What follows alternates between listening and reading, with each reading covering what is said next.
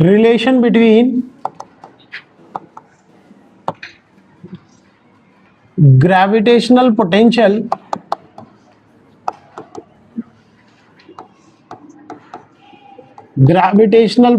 मतलब वीपी भी लिख सकते हैं, बट वी भी काम चल जाएगा, वीपी भी कर सकते हैं। ग्रेविटेशनल पोटेंशियल मतलब वीपी या वी भी लिख सकते हैं, चलेगा, ठीक है। V and gravitational potential energy,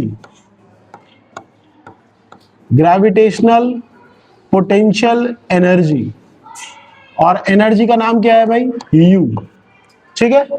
अच्छा, एनर्जी की जगह पे they can give you one more thing, और वर्क डन, और वर्क डन। या तो एनर्जी बोलेगा या वर्क डन बोलेगा, एक ही तो बात है, या तो एनर्जी बोलेंगे या वर्क डन बोलेंगे। They will give anything, like they can ask relation between gravitational potential and work done, या फिर बोल सकते हैं relation between gravitational potential and gravitational potential energy. Is that okay? तो कल हमने करवाया था gravitational potential equal to work upon mass, सही है।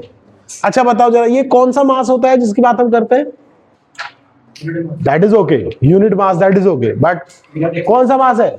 विच वी आर ब्रिंगिंग, ठीक है, जो हम लेके आ रहे हैं, जो हम लेकर आ रहे हैं उसी की बात कर रहे हैं, ध्यान रखना, ठीक है। या फिर कोई इसको ऐसे भी लिख सकता है, V equal to U by N, दोनों एक ही है, ठीक है, दोनों क्या है, एक ही बात है। Then if I want to write down work done, so या फिर energy, so can I write mass into potential, mass into potential, mass into, so gravitational potential energy equal to mass into gravitational potential। क्या clear रहेगा? Yes, sir. समझ में आया? कौन सा मास है? Which mass we are talking about? Which we are bringing, ठीक है, which we are bringing। तो एक क्वेश्चन करते हैं इसके बेस पर, जो ये इस वाले एक्सप्रेशन को यूज करके हम करेंगे। क्या ग्रेविटेशनल पोटेंशियल लिखना आता है सबको? क्या ग्रेविटेशनल पोटेंशियल किसी पॉइंट पे लिखना आता है क्या सबको? Minus G M upon R, mass किसका? प्लेनेट, हैवी मास, ठीक है, ये वही फॉर्मूला है, क्लियर। चलिए तो अब हम लिख देते हैं क्या, let's do a question for that, ठीक है। जैसे for example I have to arrange, ठीक है, मैंने फिर से क्वेश्चन लिखा, सेम क्वेश्चन हमने करवा चुका हूं मैं, लेकिन फिर से दोबारा करा रहा हूं समझ आने के लिए। फाइंड आउट एनर्जी रिक्वायर्ड, वो बोल सकता है एनर्जी रिक्वायर्ड या अमाउंट ऑफ वर्क डन, दोनों भी पूछ सकते हैं, एक ही बात है दोनों। Find out energy required to arrange two masses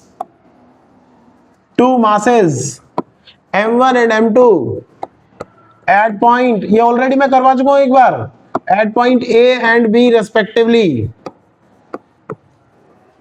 वरना देख लो अपनी कॉपी में ऑलरेडी हो चुका है, ठीक है। रेस्पेक्टिवली हमें ए और बी पे रखना है। क्या इसने बोला है कि उन मासों को इन्फिनिटी से लाना है? क्या इसने क्वेश्चन में बोला है? नहीं बोला है, लेकिन फिर भी तुम्हें क्या करना है, उसको मानना ही है कि ये क्वेश्चन ये है कि इन्फिनिटी से लाके ए पे रखेंगे m1 को, फिर इन्फिनिटी से m2 को लेके आएंगे, कहां रखेंगे, और कहां होंगे इनिशियली, दोनों कहां होंगे, इन्फिनिटी, इनिशियली कहां होंगे दोनों, समझ में आ रहा है मेरे पास? तो ऐसा क्वेश्चन देने का मतलब है कि वो मासेस कहां कंसीडर करने हैं पहले, और इन दो मासेस के अलावा कोई और मास कंसीडर करना है क्या? नहीं करना है। पूरी यूनिवर्स में मानना है बस दो ही है, क्वेश्चन करते टाइम मानना यही दो ही है, और कोई नहीं है, ठीक है। तो चलिए let's take the point A and let's take the point B, और जो दिन के बीच में डिस्टेंस कितना है, आर, ठीक है। और अभी दोनों मासेस हमारे कहां है, इन्फिनिटी पर। कहां है? They are at infinity. Now let's bring m1, when you bring m1, the work done I can write mass, work done can I write, work done is mass which we are bringing multiply by the potential at A। जिस point पे लाते हो ना उसका potential है, जिस point पे तुम ला रहे हो मास को m1 को, उसका पोटेंशियल है, ठीक है। जरा बताओ m1 पर, m1 A पर m1 पर नहीं, A पर कोई पोटेंशियल है क्या? अभी अभी, क्योंकि दोनों मास कहां है और इन्फिनिटी डिस्टेंस पर कितना पोटेंशियल होता है, zero, because G minus G M over R, R की वैल्यू इन्फिनिटी, तो 1/r जीरो। समझ में आया, 1/r जीरो। तो M1 लान, जब मैं M1 लेके आ रहा हूं यहां पर, M1 आ रहा है जब यहां पर, तो मेरा वर्क डन कैसे लिखूंगा मैं, mass which we are bringing, which I am bringing, multiply by potential of A, potential at point A. बताइए जरा पोटेंशियल कितना था ए पर, जीरो। कितना था, तो वर्क डन भी, पहला वर्क डन कितना हो गया, फर्स्ट वर्क डन बोलिए कितना हो गया, समझ में आया। सेम क्वेश्चन 12th क्लास में करना है हम लोगों को। क्या कहेंगे, Q1 चार्ज को लेके आना है ए पर, वर्क डन जीरो होगा क्योंकि वहां भी पोटेंशियल जीरो है। लेकिन यहां पोटेंशियल किसकी बात कर रहे हैं हम, ग्रेविटेशनल पोटेंशियल। लेकिन वहां जाके किसकी बात करेंगे, इलेक्ट्रोस्टैटिक पोटेंशियल। क्या करेंगे, तो नाम ही तो बदलेगा भाई, अरे नाम ही तो बदलेगा। तो आधा चैप्टर तो पहले ही सीख गए हम यहीं पे, समझ में आ रहा है या नहीं, ठीक है ना। मैं रिकॉल करवा दूंगा, तुम्हारी याददाश्त इतनी अच्छी नहीं है तो याद दिलाना पड़ेगा, ठीक है। तो हाँ, एक बार समझाइए, ठीक है। जो हम अभी तक कैसे लिख रहे थे, फॉर्मूले वाइज लिख रहे थे हम। जो हमारा फॉर्मूला था ना एनर्जी का, क्या था, minus G M1 M2 over are. अब हम उसको फॉर्म में लिख रहे हैं, ये वाली फॉर्म में, कि अगर मुझको वर्क डन निकालना है तो मैं क्या करूंगा, मास जो भी मैं लेके आ रहा हूं वो मास, और multiply by the potential at point, at a point on which we are bringing the mass. मतलब हम जहां भी उस मास को लेके जा रहे हैं उस पॉइंट पर कितना पोटेंशियल है उससे मल्टीप्लाई करें। वी ये डिनोट करता है potential at point A, gravitational potential, gravitational potential at point A, gravitational potential at point ए, ये डिसाइड ये करता है, ग्रेविटेशनल पोटेंशियल एट पॉइंट ए, ये बताता है, ठीक है। समझ में आ गया। चलिए दूसरा वर्क डन, पहला वर्क डन हो गया। Now next work done, now work done in bringing to, second mass को लेके आना है। वर्क डन इन, ये क्या है, work done in bringing M1। अब हम लिखेंगे work done in bringing M2 from infinity to B। कहां पे लेके आ रहे हैं उसको, B पर। कहां पर लेके आ रहे हैं, B। अच्छा बताइए, now tell me, is there any potential at B now, because M1 आके बैठ गया है अब A पर। अब A पर कौन आके बैठ गया ऑलरेडी, M1। तो अगर M1 आके बैठ गया तो अब बताइए पोटेंशियल कितना, अब पोटेंशियल बताइए कहां पर देखना है पोटेंशियल, B पर। क्यों देखना है B पर potential, because we are bringing M2 at B। तो हम लिखेंगे work done is mass which we are bringing and we are bringing this mass to point B, so potential of point B, potential of point B। समझ में आ रहा है।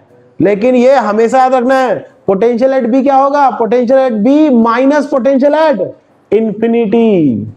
उसमें minus infinity पहले से ही है, लेकिन इन्फिनिटी पे पोटेंशियल कितना होता है, जीरो। इन्फिनिटी पे पोटेंशियल कितना होता है हमेशा, इसीलिए लिखने की जरूरत है क्या, नहीं है। समझ में आया।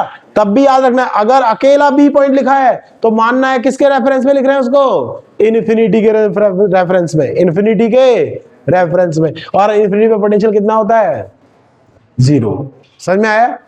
तो बताइए क्या सबको समझ में आया, क्लियर है, लिखना आ गया। टोटल वर्क डन बताओ कितना हुआ। अच्छा पहले पोटेंशियल लिखो, पोटेंशियल लिखो पहले, M2 multiply by what is the potential at B।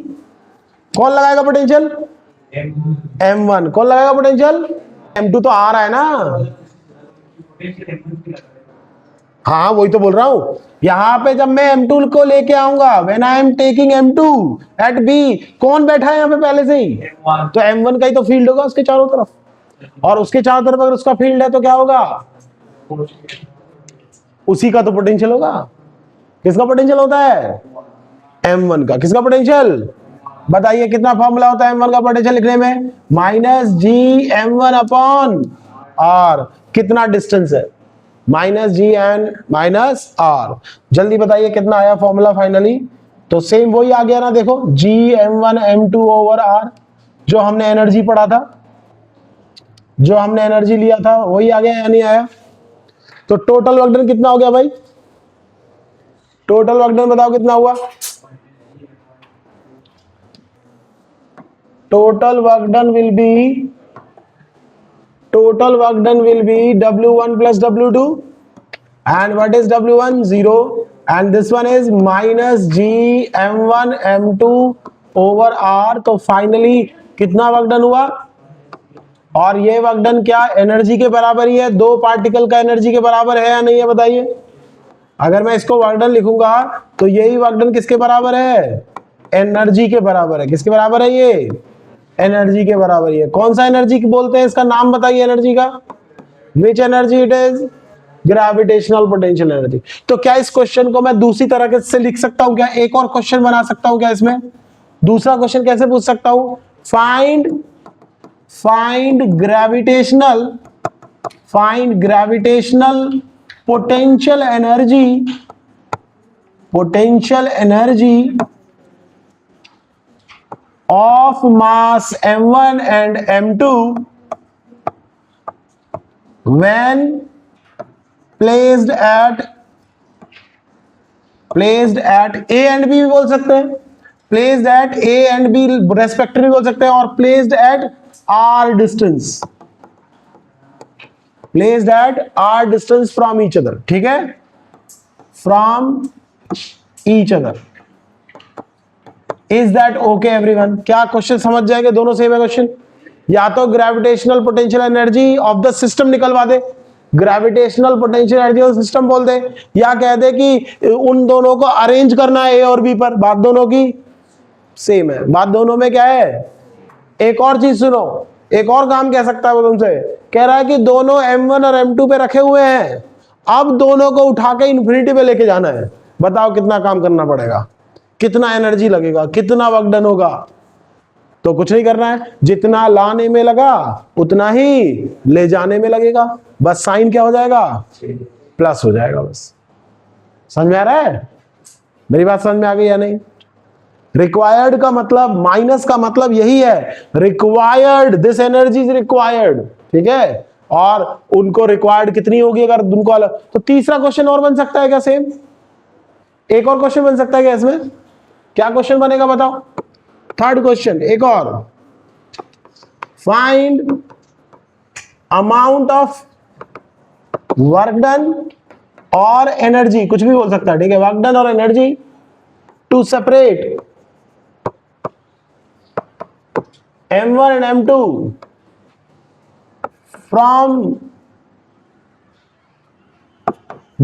from the points A and B such that no interaction between them, no interaction between them, no interaction between them।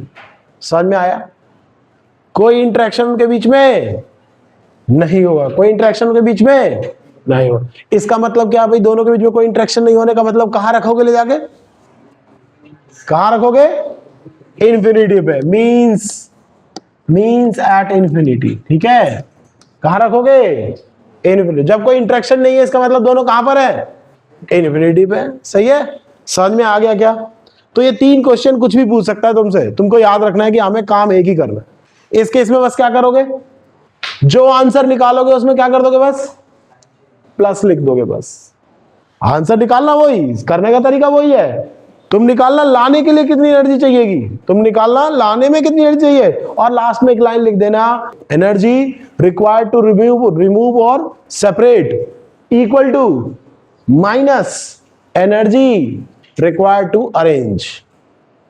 समझ में आया, उनको arrange करने में जो energy है उसके सामने क्या लगा देंगे, माइनस। उसके सामने क्या लगा देंगे, माइनस। तो जो अरेंज करने में एनर्जी वो पहले से ही माइनस है, एक माइनस और लगेगा तो क्या हो जाएगा, प्लस। क्या ये बात समझ में आ गई। कितने मास है हमारे पास, अब हम करते हैं 3 मास अगर हो तो क्या होगा। सही है, चलो 3 मास के लिए किसी को कोई डाउट है इसमें, जल्दी बताइए फटाफट। पक्का सबको समझ में आ गया? तो चलिए 3 मास का करते हैं, ठीक है, फॉर 3 मासेस। क्वेश्चन इज, मैंने क्या किया, मैंने 3 मासेस ले लिया अब, एंड ऑल 3, सो फिर से क्वेश्चन लिख देता हूं, find amount of work done required to arrange 3 masses M1, M2, M3 as per diagram, as given in diagram.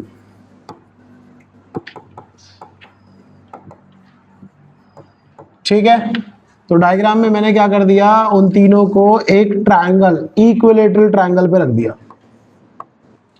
M1, M2, M3, ठीक है।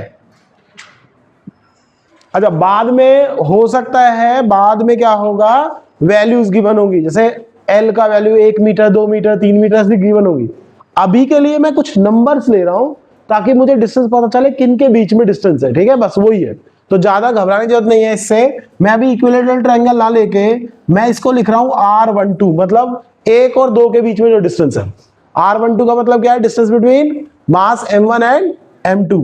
और 1 और 3 के बीच में क्या लिखूंगा मैं, 1 और 3 के बीच में क्या लिखूंगा डिस्टेंस, 1, 3, और 2, 3 के बीच में क्या लिखूंगा, 2, 3। सही है, ये मैंने डिस्टेंस दे दी है। Later on maybe they are equal, A हो सकता है, पॉसिबल है, ए लिख देगा चलेगा, तो तब ए ले लेना। अभी क्या मैं समझाने के लिए ऐसा कर रहा हूं, ठीक है। Is that okay everyone? इसका दूसरा क्वेश्चन बोलो क्या बनेगा, इसका दूसरा क्वेश्चन बोलो क्या बनेगा, बताओ। Find gravitational potential energy of system shown in the figure. ये जो सिस्टम दिया हुआ है, इस सिस्टम की ग्रेविटेशनल पोटेंशियल एनर्जी निकालो। समझ में आया? दोनों क्वेश्चन सेम है, बस लिखने का तरीका अलग अलग। या तो अरेंज करने के लिए बोलेगा, या कहेगा सीधे ग्रेविटेशनल पोटेंशियल एनर्जी निकाल दो, बात दोनों बराबर है।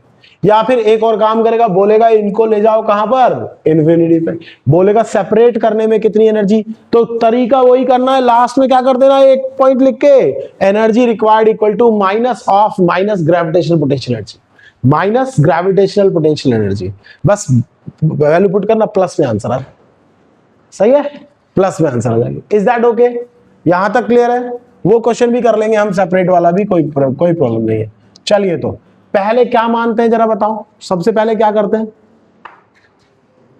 क्या करते हैं बताओ पहले, सबसे पहले तीनों मास को कहां मानते हैं, तीनों मासेस को कहां माना जाता है, अज्यूम करिए where they are right now, infinity. सब इन्फिनिटी पे है, और सब इन्फिनिटी पे है, तो मेरे पास 3 पॉइंट है। क्या पॉइंट है मेरे पास कोई भी 3 पॉइंट है, ठीक है। 1 मतलब ये पॉइंट मान लीजिए ये A है, ये B है और ये C है, तो मेरे पास 3 पॉइंट है, A, B एंड C, ठीक है। तो अब सब इन्फिनिटी पे है। जब तुम M1 को लाओगे तो लिखो यहां पे वर्क डन इन ब्रिंगिंग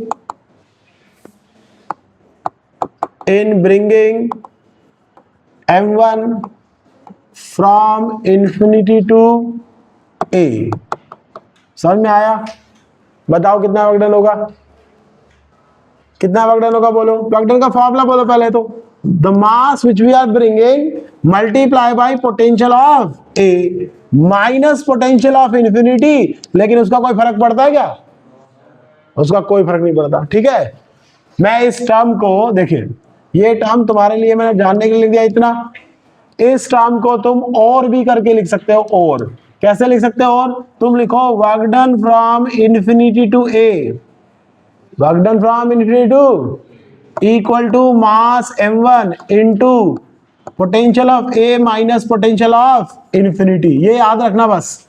अगर हम इन्फिनिटी से a की तरफ जा रहे हैं तो देखो पोटेंशियल कैसे हो जाएंगे, va minus v, final minus, तो फाइनल पॉइंट कौन है, a, इनिशियल कौन था, इन्फिनिटी, इसलिए ऐसा लिखा जाएगा। या तो ऐसे लिख लो या ऐसे लिख लो, तुम्हारी मर्जी है, ठीक है। ये समझ में आता है ये रखो, ये समझ में आता है तो ये रखो, तुम्हारी मर्जी है। तो मैंने सिंपल वाला लिख दिया, वर्क डन फर्स्ट मास को लाने में, तो the mass which we are bringing that is m1 multiply by, कहां ला रहे हैं उसको, a पर, b पर, c पर, a पर, तो पोटेंशियल ऑफ ए। जल्दी बताओ पोटेंशियल ऑफ ए कितना है अभी, पोटेंशियल ऑफ ए कितना, जल्दी बोलो। कैसे पता लगा तुम्हें जीरो है? सारे मास कहां पर है? पहला मास लेके आ रहे हो बस। अब पहला मास लेके आओगे तो कोई पोटेंशियल है क्या कहीं पे? नहीं है। समझ में आ गया? तो वर्क डन 1 कितना है जल्दी बताइए? 0। समझ में आया सबको? दूसरा वर्क डन लिखिए, work done in bringing M2 from infinity to B। समझ में आया? लेकिन अब जरा बताओ, जब मैं M2 को लेके आ रहा हूं तो M1 कहां पर है? M1 is already at A. Now M1 has the field around it. तो अगर उसके चारों तरफ फील्ड है तो वो पोटेंशियल भी बनाएगा। अगर फील्ड होता है तो पोटेंशियल भी आ जाता है। सही है? तो ये पोटेंशियल बनाएगा। कहां बनाएगा पोटेंशियल? बी पे भी बनाएगा और सी पे भी बनाएगा, हर जगह बनाएगा ना।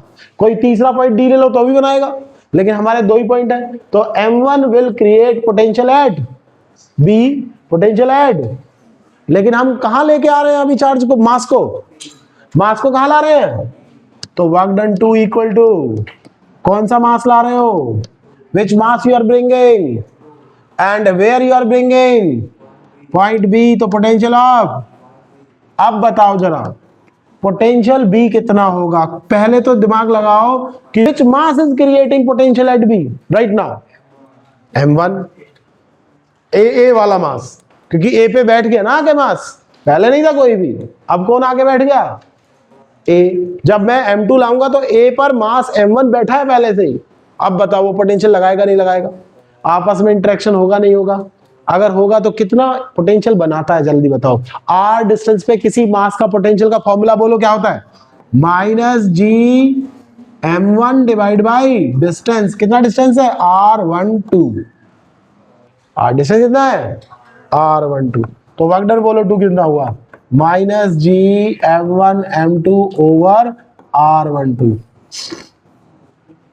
तो वर्क डन निकालने का, 2 मास का वर्क डन निकालना बड़ा आसान है। दोनों का मास का प्रोडक्ट G साथ में multiply divide by distance between them, divide by distance between them. समझ में आ गया? वर्क डन इन ब्रिंगिंग, अगर आज मैं ये भी सिखा पाया ना तुम लोगों को तो बहुत बड़ा अचीवमेंट है मेरे लिए। इंफिनिटी टू C, ठीक है? Infinity to C, W3 equal to which mass you are bringing? Which mass you are bringing? Multiply by where you are bringing, at what point? So potential of, now M2 is there, M1 is already there, we are bringing M3। सही है?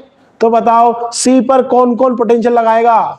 जब भी अपने चारों तरफ field बनेगा तो potential लिख पाएंगे हम, उसका पोटेंशियल भी लिख पाएंगे। तो क्या M1 अपने चारों तरफ फील्ड बनाएगा, ग्रेविटेशनल फील्ड बनाएगा या नहीं? M2 भी बनाएगा या नहीं? और फील्ड तो हमेशा कहां पे खत्म होता है? इन्फिनिटी पे। तो पोटेंशियल भी होगा यहां पर। अब बताओ C पर कौन कौन पोटेंशियल बनाएगा? जल्दी बताओ, जल्दी बोलो। तो क्या मैं इसको VC को चेंज करके ऐसे लिख दूं? Potential at C due to M1 plus potential at C due to M2। ऐसा लिख सकता हूं क्या? नहीं। देखो कोई जरूरत नहीं है लिखने, ये वाला स्टेप लिखने का कोई जरूरत नहीं है, बट तुम्हें समझाने के लिए लिखा है बस, ठीक है? ताकि तुम समझ में आ जाए तुमको, ठीक है? दिस इज एक्स्ट्रा लेयर, उसको तुम छोड़ सकते हो, ठीक है? इग्नोर कर सकते हो बाद में, पर पहले तो समझना पड़ेगा ना, अंडरस्टैंड करना पड़ेगा, बाद में चेंज कर सकते हो। यहां तक बोलो समझ में आए? अब बताओ कौन बताएगा मुझको कि पोटेंशियल कितना बनाएगा M1 एट C पर? क्या बताओ जरा? Potential at C due to M1 कितना पोटेंशियल बोलो? कैसा नहीं, क्या फॉर्मूला होता है? -G, कौन बना रहा है? कौन बना रहा है? M1। कितना डिस्टेंस है M1 और C में? R23। सही है क्या? प्लस ये हो गया 1 प्लस, अब बोलो कौन बताएगा? हाँ बताओ। हाँ माइनस, सही है, बोलो। GM कौन बना रहा है? कौन बना रहा है पोटेंशियल? तो क्या लिखेंगे? डिवाइड बाई 2 बना रहा है, इसके ऊपर डिस्टेंस कितना, कितना डिस्टेंस समझ में आ गया? हाँ बोलो। ओ ये 1-3 होगा, हाँ ठीक है 1-3, थैंक यू, करेक्ट है। Is that okay? क्लियर है पॉइंट? क्या ये लाइन सबको समझ में आ गई या नहीं आई? क्योंकि ये समझ में आ गया, अभी तो मैं 3 का बोल रहा हूं, मैं 4 का भी बोलूंगा करने के लिए, सही है? अगला क्वेश्चन तुम करोगे 4 का, ठीक है, जब मैं स्क्वायर बनाऊंगा 4 मास का, सही है? चलो, बट समझना है भाई, क्योंकि ये 12th में आएगा, इसीलिए मैं सिखा रहा हूं, मेहनत कर रहा हूं इस पे, ताकि 12th में जाके जल्दी समझ में आ जाए। हाँ तो बताओ वर्क डन 3 कितना हो गया भाई? G M1 M3 divide by R13 minus G M2 M3 divide by R23, सही है क्या? क्लियर है पॉइंट? सबको ऐड कर दो, total work done, total work done, ठीक है? टोटल वर्क डन कितना हो गया? या टोटल एनर्जी या फिर gravitational potential energy of system.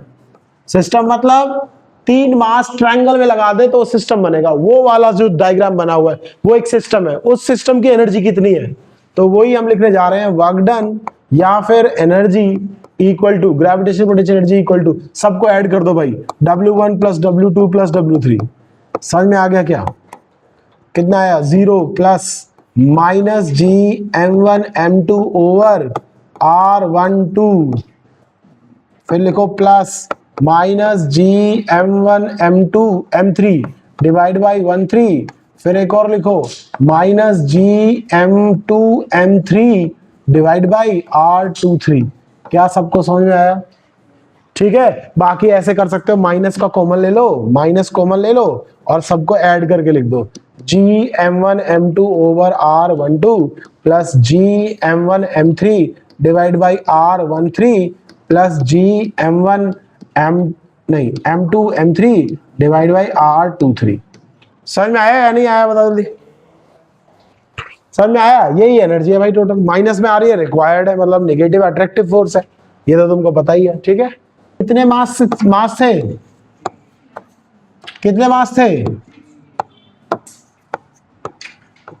तीनों के बीच में डिस्टेंस भी था,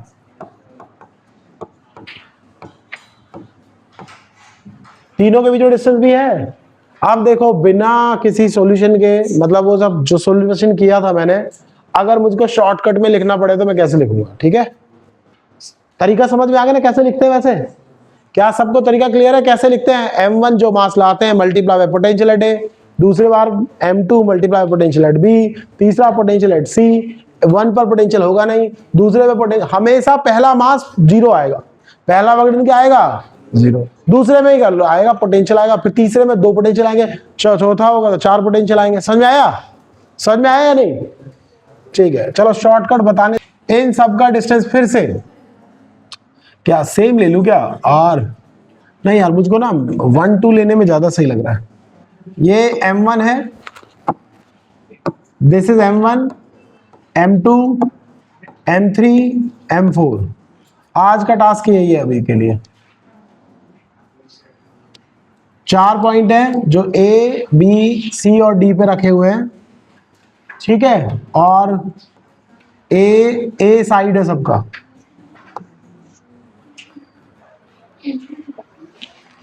बताइए, फाइंड आउट क्या क्वेश्चन पूछ सकता हूं मैं? पहले बताओ, find gravitational potential energy of system, system of 4 charges, 4 masses. मेरे मुंह से ना चार्जेस कभी कभी बहुत बार निकलेगा, रीजन है 12th क्लास में चार्जेस है, इसीलिए आता है एक बार, ठीक है, एज शॉन इन फिगर। चलिए बताइए, या फिर मैं दूसरे से क्या बोल सकता हूं? इसको दूसरा क्वेश्चन बनाओ अपने आप, पहले क्वेश्चन बनाओ, दूसरा क्वेश्चन बोलो क्या है, क्या बनेगा दूसरा question? To arrange, work done in arranging the 4 masses in form of a square और as given in the diagram. ठीक है, ऐसे क्वेश्चन बनाएगा, दोनों क्वेश्चन बन सकते हैं। चलो भैया कर दो जल्दी, मेरा काम खत्म, अब तुम्हारा काम शुरू करने वाले हम। टोटल वर्क डन लिखना है। So now total work done, एक ट्रिक है, शॉर्टकट ट्रिक है जिसको तुम यूज करके लिख सकते हो जल्दी से। अगर मान लीजिए कोई छोटा क्वेश्चन आया है और जल्दी से लिखना है तो कैसे लिखें, देखिए जी m1 m2, अब ये अपॉन में बाद में लिख दूंगा मैं, ठीक है, प्लस जी m1 m2 और m3 sorry, plus G m1 m4, बस हो गया खत्म। अब कौन सा आएगा, इसके बाद आ जाएगा प्लस जी 2m3। देखो ध्यान से, 1 के साथ कितने आएंगे, 1 कहां पोटेंशियल बनाएगा, 1 बनाएगा 2 पे पोटेंशियल, 1 बनाएगा 3 पे, 1 बनाएगा 4 पे, तो इसलिए 1 2 1 3 1 4, 1 2 1 3 1 4 याद रखना है, बस खत्म। मासेस अगर 5 होता तो, अगर मान लो एक और होता मास, एक और मास होता 5, तो क्या लिखते एक और प्लस 1 5 माइनस जी 1 5, 6 होते तो 1 6 और लिखते, 7 होते 1 7 लिखते, ऐसे ही चलता जाएगा। अब 1 खत्म हो गया, जहां 1 खत्म हो 2 शुरू होगा, और 2 के साथ कौन होगा 3 4, खत्म हो गया। अगर 5 होता तो 2 5 भी जाता, 2 6 भी जाता, 2 7 भी जाता, तो 2 के साथ कितने हैं 2 3 4 ऐसे करके, प्लस फिर एक और कर दो, प्लस जी m3 m4, बस खत्म हो गया, क्योंकि 3 के साथ बस एक ही आएगा 4।